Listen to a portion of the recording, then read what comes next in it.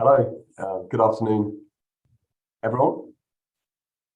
We'd like to welcome you on to this month's event on what is changing with R&D tax reliefs. It's great to host everyone this afternoon.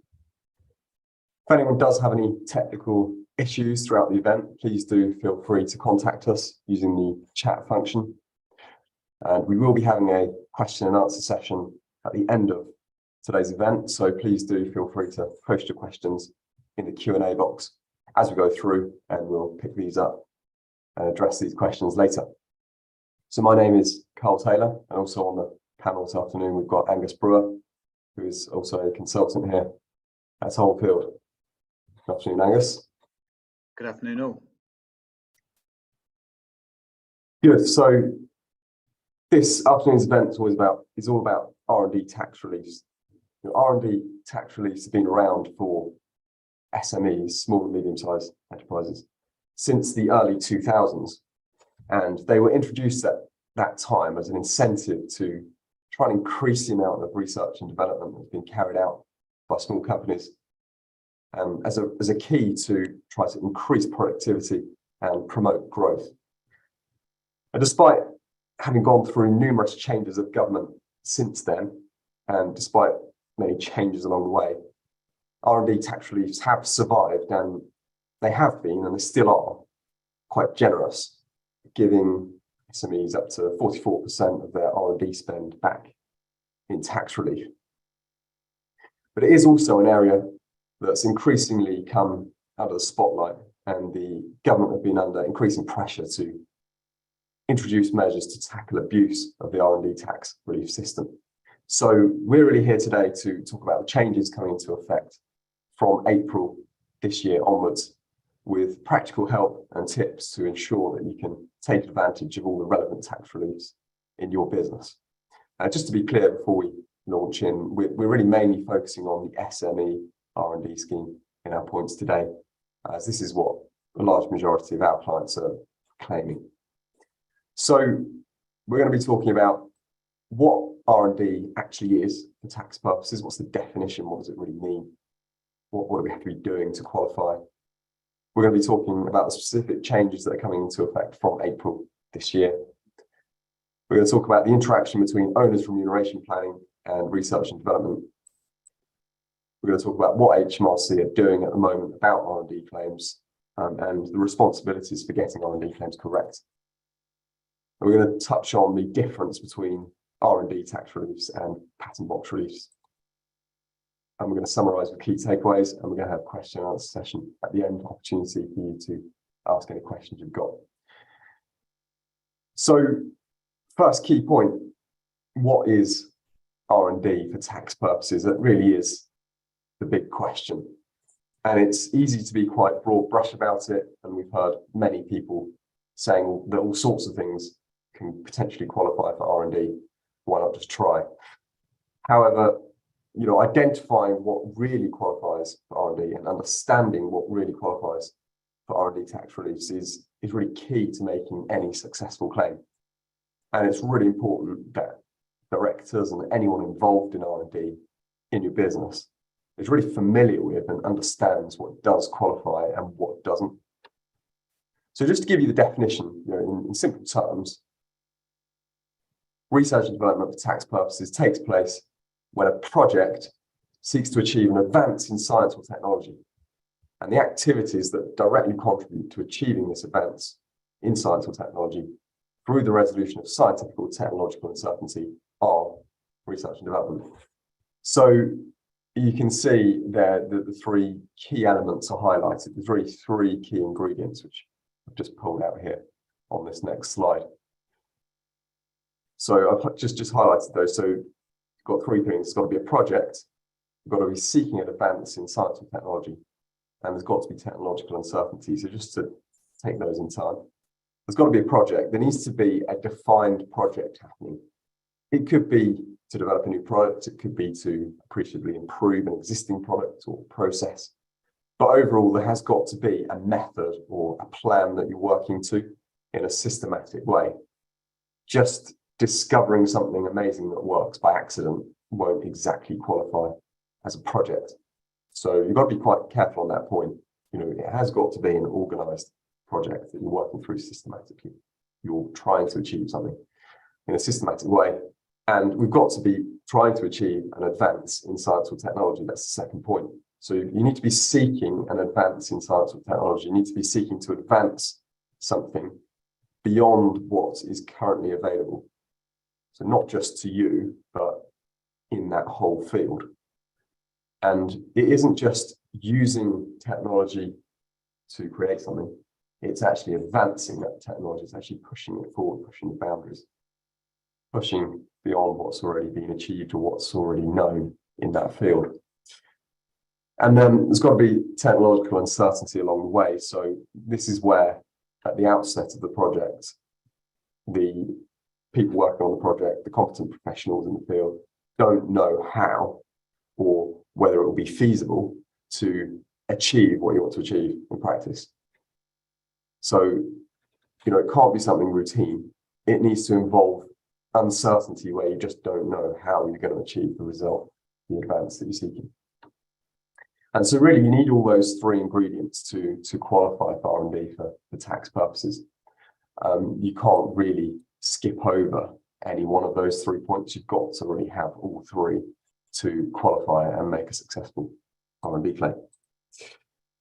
Just to give you a few more examples, of what does qualify for R&D and the difference between that and what doesn't. I've just got 3 examples here on screen.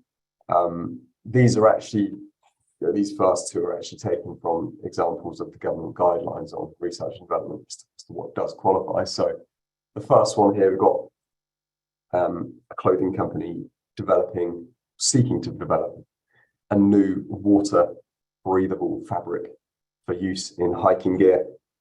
And there's technological uncertainties around whether a material with the desired physical characteristics can actually be made.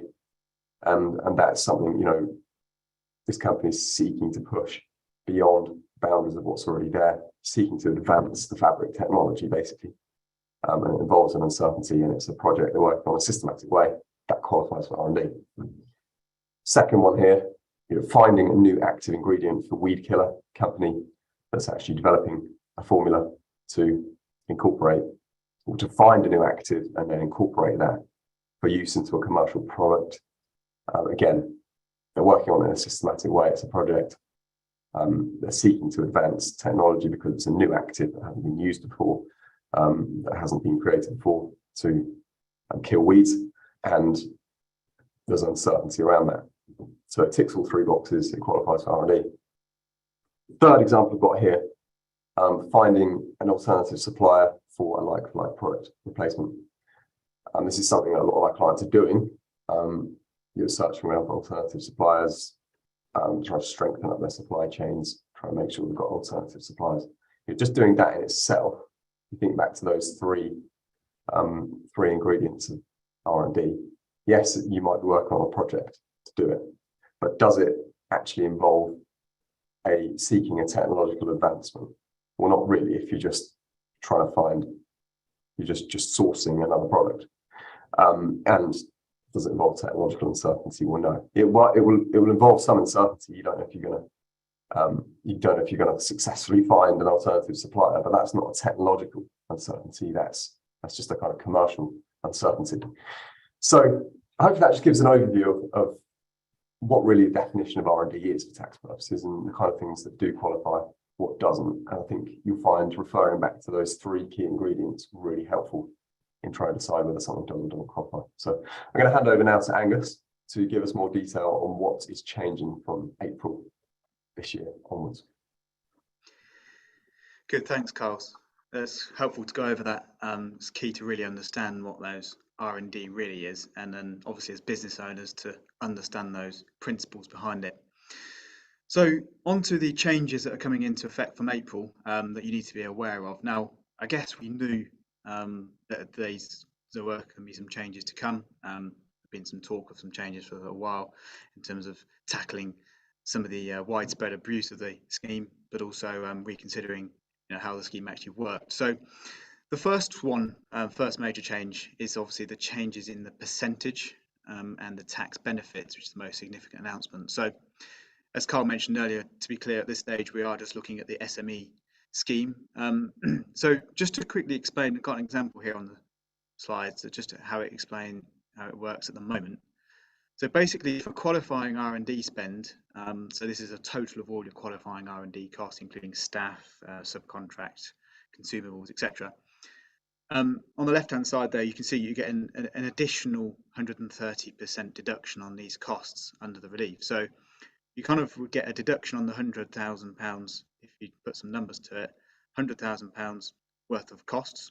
You would already get a deduction under 19% corporation tax of £19,000 for those costs. And then for the R&D, it's like an enhancement of another 130%, so another £130,000 put against your tax bill. So the total deduction actually creates 43,700. So that's where Carl mentioned that 44% kind of tax benefit coming back, clawing back of the R&D.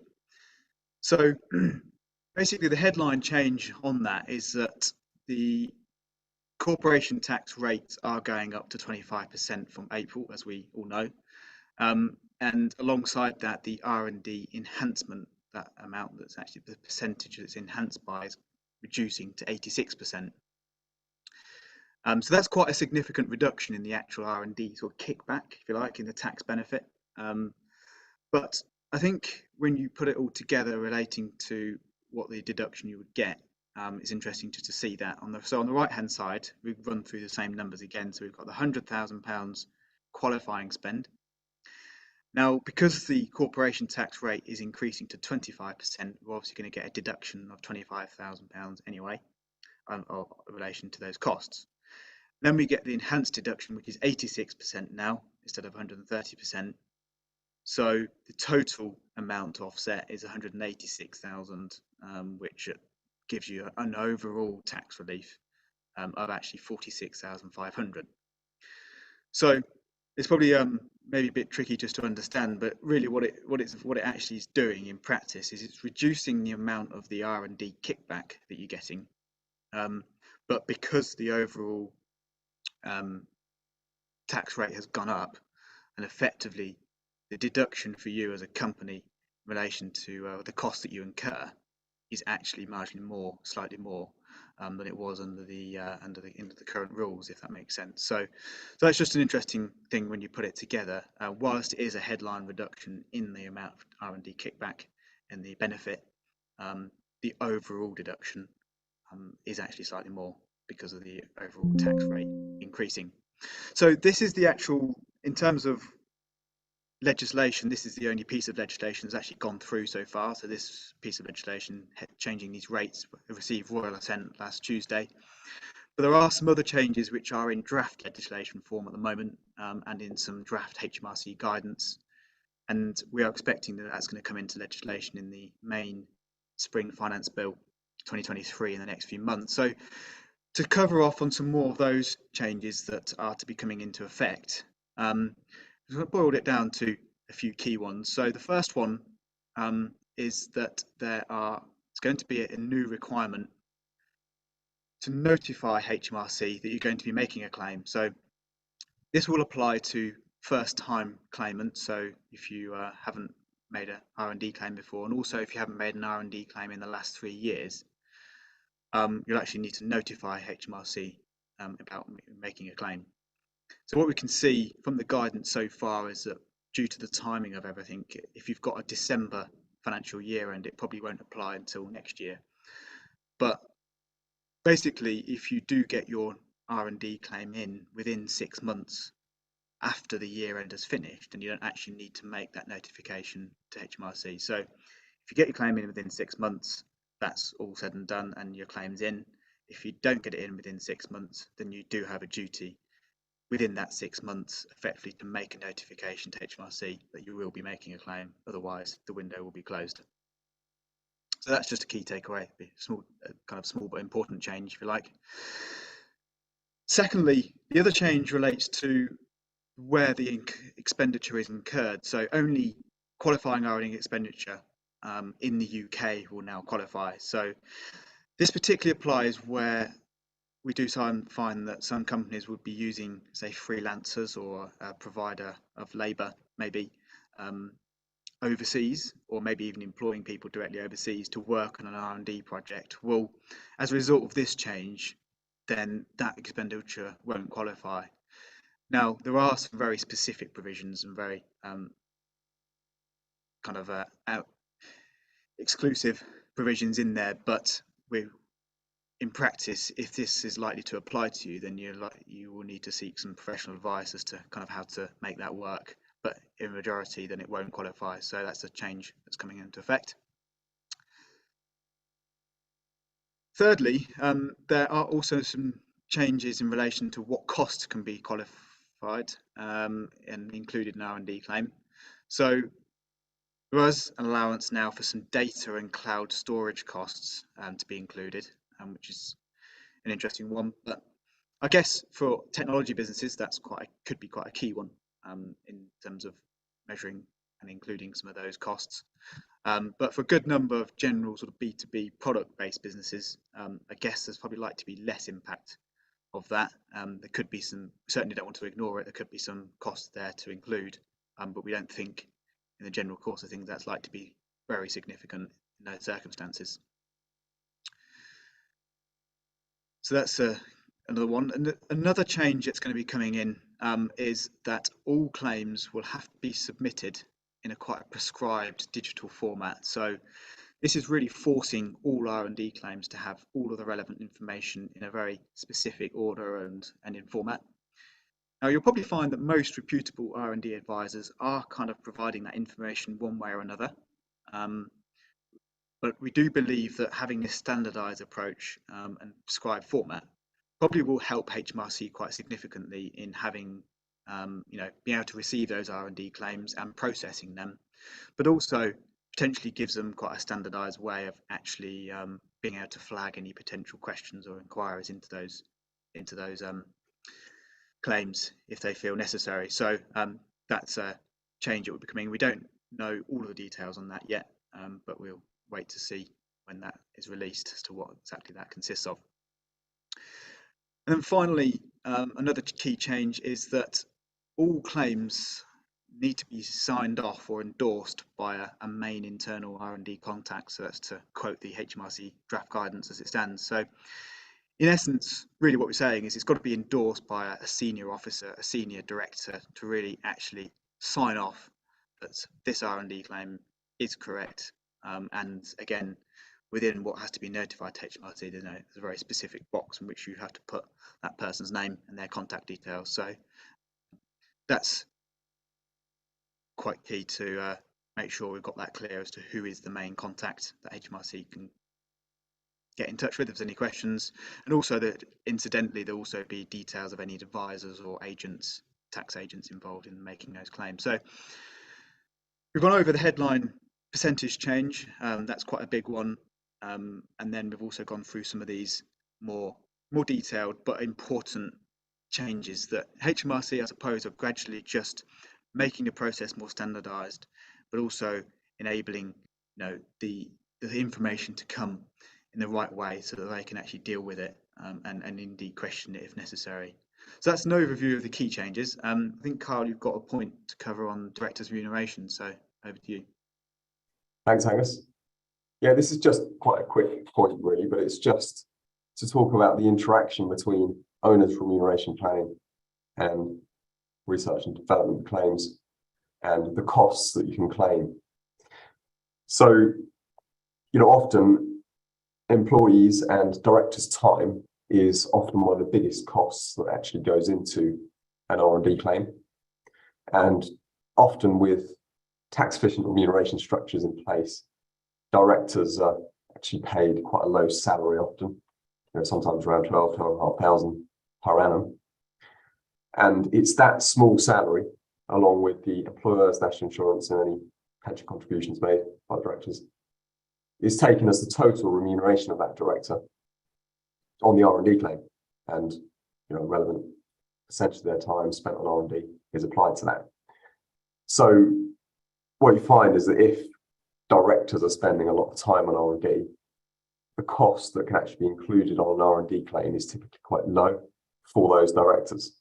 And those of you on this event that are doing R&D claims will be familiar with that situation.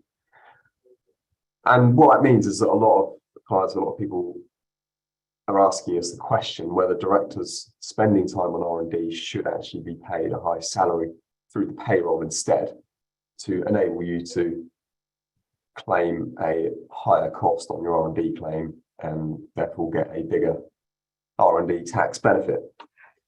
So we've had quite a hard look at that question and done some quite detailed calculations on it. And a typical director of a small, medium-sized business earning between 50 to 100K would really need to be spending 60% or more of their time on R&D, so qualifying time on R&D that you could put down on the R&D claim, to make it worthwhile switching over to a higher salary. And that's due to the fact that paying a higher salary through the payroll means you're going to incur more income tax, more employees' national insurance, and more employers' national insurance, which actually kind of reduces the benefit really of paying a higher salary. So that's your critical break-even point, if you like, 60%. If a director's spending 60% or more of the time on qualifying R&D, then it might be better for them to go over to paying a high salary. So I just thought that'd be a useful benchmark for everyone to have and to think about, take away with them. The next point we want to talk about was what are HMRC doing and whose responsibility is it to get R&D claims correct. So recent years have unfortunately seen the rise of a significant number of unscrupulous R&D tax claim providers. Firms claiming to be experts and making large unjustifiable claims, offering customers and potential customers easy money, basically, by making large unjustifiable claims. And it's not surprising that HMRC are trying to clamp down on abuse of the R&D tax relief system. And they've recently hired around 100 new staff to help with this. So it means they've now got around 245 inquiry caseworkers that are actually ring-fenced for R&D inquiries specifically. So basically HMRC have increased their resource. They've actually got more resource now in this department, ring-fenced to look at R&D claims as they come through. And so as a result, in recent months, there has been quite a marked increase in the number of R&D claim inquiries launched by HMRC, and they are being pretty ruthless. They're really trying to create a hostile environment for abusive claims. And that might make everyone a bit scared, but it doesn't mean you shouldn't make an R&D claim when you're entitled to make one. What it does mean is if you are making a claim, you need to get it right. You need to be absolutely sure of the ground we're standing on. We need to do due diligence, and we need to make sure we've got all the evidence ready if you actually need to answer any questions from HMRC.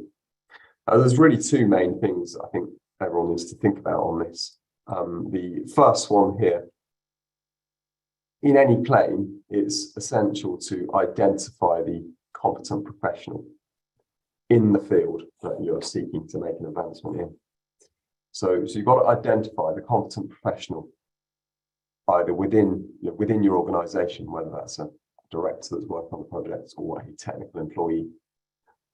Any R&D claim hinges on whether a competent professional working in the field considers that there is an advancement being sought beyond what's actually there already. So you might say, hang on, who is a competent professional? What does that mean? A competent professional is someone that's got qualifications and or experience in that field that you're seeking to make an advance in. So competent professional could be a director who's worked in the industry for 30 years, or it could be a technical employee that's got certain qualifications and experience in that sector. They are the person that HMRC would want to talk to if they had questions on your claim. So really, we think it's critically important that those competent professionals and anyone, in fact, that's involved in R&D in your business, directors, employees, reads through and actually gets some understanding of the Department for Business and Innovation Skills guidelines on what the definition of R&D is. So I gave you a bit of that earlier on in the definition of what R&D is, but there is more detailed guidance, and there'll actually be a link in the email following this event to access that guidance. It's not actually that complicated to understand. It's actually quite manageable. It's not too confusing. It's actually perfectly possible for anyone to actually get their head around that. And you might say, hang on, is that a waste of time? Surely my tax advisor or surely a professional can just do the whole thing for me. I don't need to worry about it at all. But the fact is the judgment as to whether there's a technological advancement being sought is all down to what a competent professional in the field thinks. So it's really important that that person, whether it's a director or an employee or subcontractor that you're using, really understands the rules, basically really understands what the definition of R&D is for tax purposes, and they can actually then make a sensible, informed judgment about, is this an advance or not. And on top of that, I think what you find is the more that your team know about what does qualify for R&D, the more likely it is that everything that's being done that does qualify for R&D will be picked up and be included in the claim. At the very end of the day, the responsibility for any R&D claim being made does ultimately lie with the directors. So it is essential that at least one of the directors understands the rules in detail. And as Angus mentioned before, there is going to be a requirement going forward for a senior officer to actually sign off on any R&D claims. So really what we're saying here is, don't just go by what someone else says or what someone else says they've done or what someone else thinks they might be able to get away with. You need to challenge your own situation and be comfortable that what you're doing is right and comfortable that you could prove your case to HMRC if they ask questions. So that's the first point. Second point is just keep good records. Quite simple, but you need to keep as many records as you can about each R&D project. Few key ideas here. Keep a log of the projects that you're intending to carry out. Keep a log of when the project started, what you were seeking to achieve, what the aim of the project was, and what the expected end date is. Just keep a log of all the projects you're working on. I think that's good practice anyway. Keep records, keep minutes of any meetings that you have where these R&D projects are discussed. Keep those on file. Because we have actually seen HMRC asking for like a timeline of R&D projects when they're asking more questions and they're wanting evidence of when you started and what the timeline looked like. Get people involved that are involved in R&D to keep time records by project. So whatever the best way is for your team to do that, it is really going to be quite important that you do keep some decent time records so that you've got a record of how much time each person has actually spent on each project. And create a nominal code in your system, your accounting system, to track spend on any consumables accurately. It makes sense to have a nominal code that you can easily code any costs that actually really relate to an R&D project as you go through the year. And that means you can more accurately collate all of that at the end of the year. So again, you might say, hang on, you're asking us to do quite a lot more work than we've been used to be able to do an R&D claim. But really, going forward, if we want to claim R&D tax release, just going to have to be committed to keeping better records. It's, at the end of the day, it's a decent, generous tax relief. But if we want to benefit from it, there will be some more record keeping required. And it's really the same as any other tax relief. any other decent tax relief, you do have to put some effort in to make sure the T's are crossed and the I's are dotted to make sure you get it and it stands up.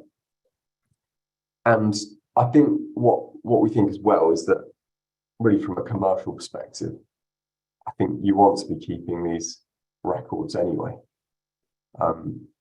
Really, it's good practice to know how much time is it actually taking to develop a certain innovation. You know, how much time is it taking, and what's the actual return that we're subsequently getting on it? Was it actually worth it or not from a commercial perspective?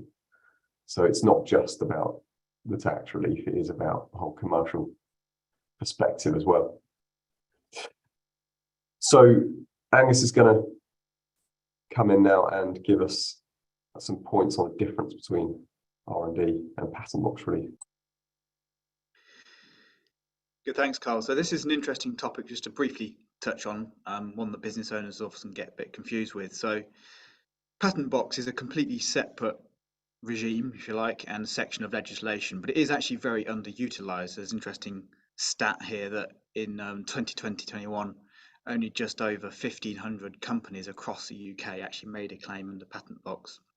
So that's actually quite a small number, really, if you think about how many companies must be across the UK. So we think there's quite a lot of scope here for businesses to consider making use of this where relevant.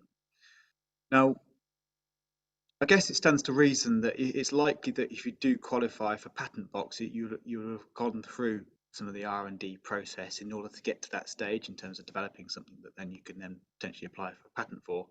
So there are some synergy between the two aspects, but the tax regimes and the rules are different. It's a different type of scheme. So just to explain briefly, patent box applies where you have a patented product or an exclusive license to sell in the patented product. So if you don't have one yourself, you've got an exclusive license. And if you do, then you can effectively pay your corporation tax on the profits of those patented items at 10% instead of 25%. So with the increase coming up to 25% from April, having some of your profits taxed at 10% obviously is going to be quite a benefit. Now there's obviously there are quite a number of detailed conditions to meet in order to be able to claim patent box. It's not exactly the purpose of today's webinar to go into the technical detail on that. But I think the point we wanted to make really is that it is different to R&D, but there are some links between them. There are some synergy in terms of the process of going through an R&D and then getting to a stage where you've got a product that's patented to be able to patent. And R&D is like benefits on the development costs, and R&D doesn't have to be on something, on a product that will eventually be patented necessarily, but obviously where it does, what happens then is you kind of got R&D, which is like a one-off tax relief on the development costs. But then if those development costs create intellectual property, i.e. patents, then you can kind of get some ongoing tax benefit each year as a result. So you can kind of regard that the R&D is like a one-off tax benefit when the costs are incurred, but then there's like an enduring benefit, if you like, of the patent box and the profits that you're generating out of those patented items. Generally speaking, the numbers involved, if you look at 1 year in isolation, normally in 1 year you might get probably a better kickback on your R&D than the patent box. But if you look at it over a number of years, then you know that patent box is certainly quite significant in some cases. So that's just worth pointing out. And I think what we're really saying is you know where that could apply, it's key that you speak to a specialist in this area to make sure that you're benefiting from that. So then just moving on then briefly to touch on the next event that we're running. So on the 21st of February, we're running our next event. And the point is, what the purpose of the event is that from April, the whole tax landscape is changing in so many ways.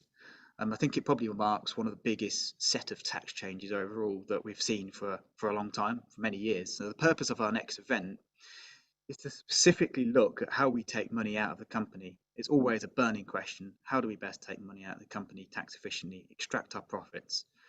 And it's always going to be there, that question.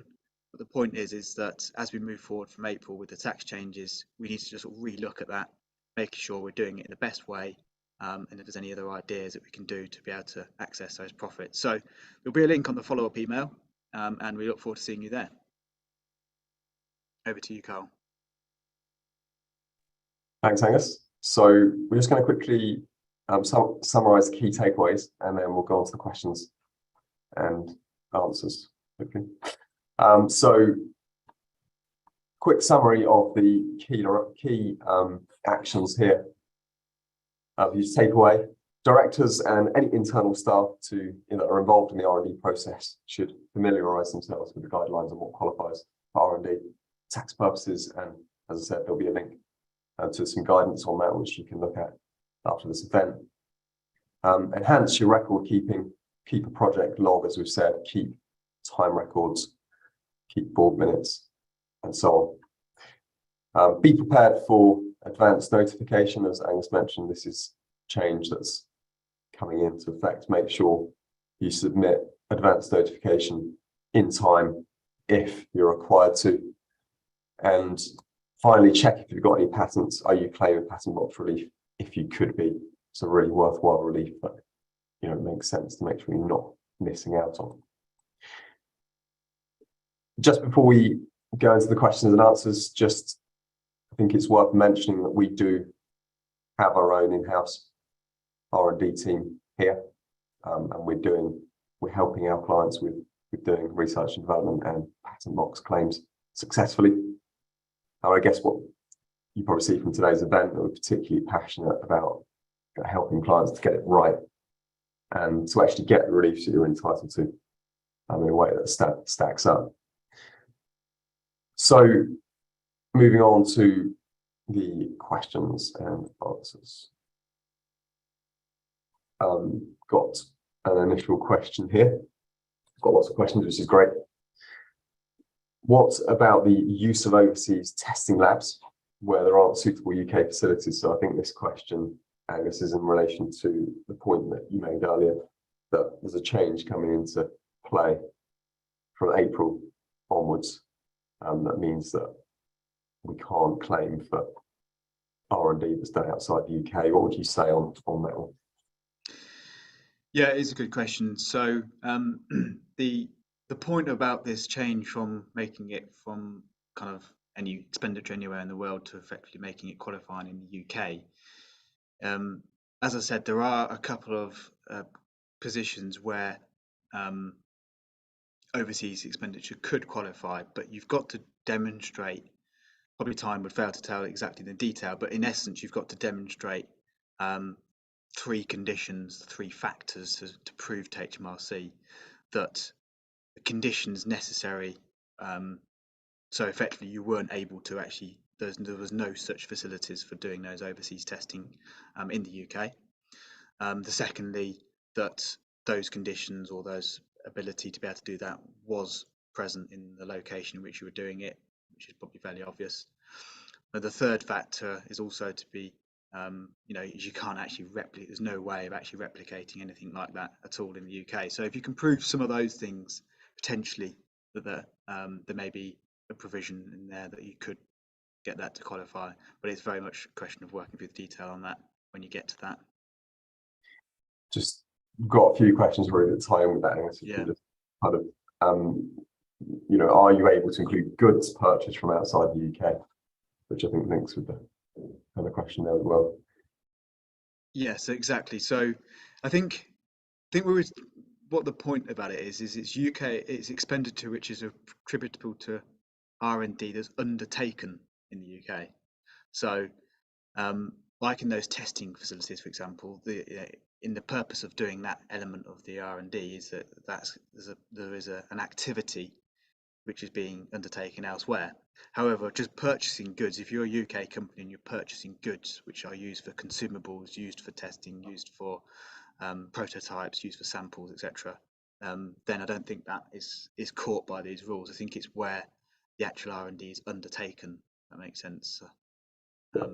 So that probably does cover off on a couple of these questions, doesn't it, Carl? That's coming through. Yeah.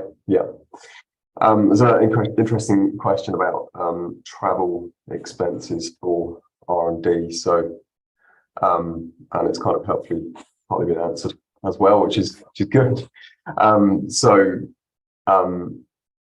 Can we include travel for R&D? Well, obviously the same kind of thing applies to any other cost, in that, is it actually helping us to overcome the technological uncertainties to achieve the advance we're seeking? That's like the first question. Is it part of that process? If so, then there is a bit of a quirk, isn't there, Angus, in the rules on this, that if it's paid for personally by the employee and then reclaimed as an expense claim, then yes, we can look at including that on the R&D claim. If it's paid for directly out of the company, then no. Bit of a quirk, but one worth knowing about. Question here about, is R&D relief applicable to one-off projects? Yes, absolutely. That's the case. Some businesses are always doing R&D. Some businesses don't do it frequently, and it's just happens to be a one-off project that you're working on. Yes, that's fine, and you've just got to go back to those three ingredients that we talked about at the beginning. Are we working on a project in a systematized way? Are we seeking a technological advance? Is there a technological uncertainty? If you can answer those three ingredients, if you like, tick those 3 points off, then yeah, there's potential there. And it doesn't have to be successful either. If it's a failed project, if it doesn't actually achieve what you wanted to in the end, it can still qualify for R&D. Question here about, if a shareholder or director who's involved in R&D moves over to kind of like a holding company or parent company, and they are cross-charging their time to the trading company, and they're spending time on R&D, what happens there? Will that end up having to have a 65% restriction applied to it? Now, I just think you've had a few fairly complex situations around this kind of thing. What do you say on that one?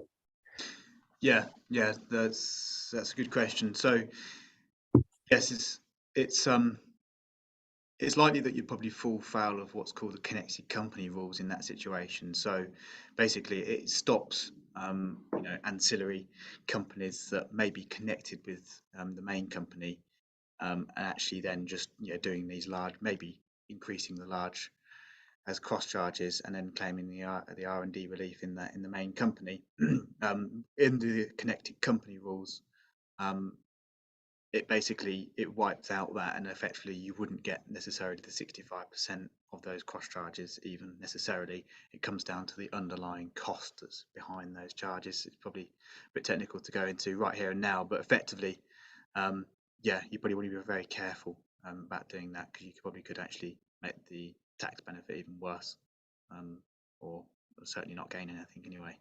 So yeah, one to watch. Good. We've just probably got time for a couple more.